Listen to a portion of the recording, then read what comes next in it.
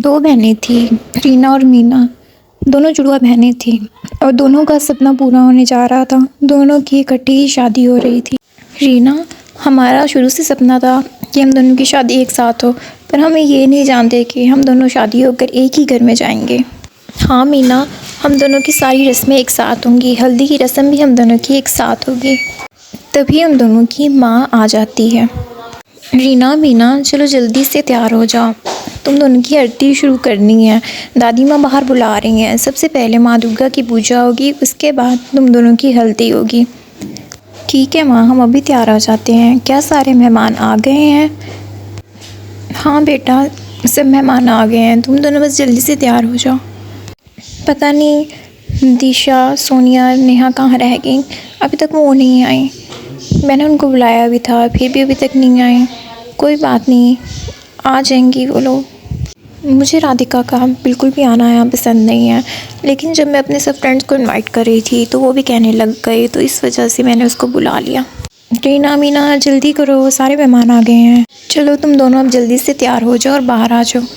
रीना, मीना दोनों अपनी हल्दी की सूट पहन कर तैयार हो जाती हैं और उनकी दोस्ती में बाहर आ जाती हैं। रीना, मीना जैसे बाहर जाती हैं तो उनको देख के बहुत ज़्यादा खुश होती हैं, लेकिन राधिका को देख के वो ज़्यादा खुश नहीं होती। मुझे बहुत खुशी हो रही है, तुम दोनों की शादी है, लेकिन मैं ये सोच रही हूँ कि अगर तुम दोनों के शौहर तुम दोनों को ना पहचाना फिर क्या होगा?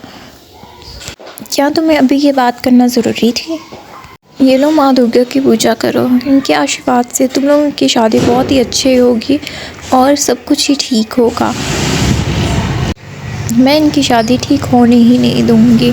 इनकी शादी में ऐसी गड़बड़ करूँगी कि शादी वाले दिन ही किसी को मुंह दिखाने के लायक नहीं रहेंगी। इस दिशा मीना ने मेरे बॉयफ्रेंड को छीन लिया। मैं इतनी अमीर हूँ, उसके बावजूद भी वो इसके साथ है, मैं उसको नहीं छोड़ूंगी। और राधिका उनकी हल्दी में एक एलर्जी वाला केमिकल मिला देती है। रीना, मीना का हल्दी का फंक्शन शुरू होता है और तब उनकी माँ उनके पास आती है और कहती है, ये लो बेटा, ये तेल हल्दी से पहले लगा लो, इससे तुम लोग के निखार और आएगा उस दिन में।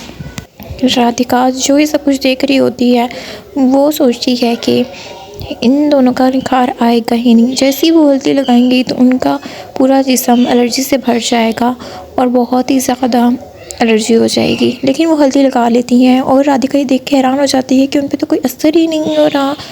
तभी उनकी माँ आती है और कहती है, क्या आपने तेल वाला बाउल देखा है?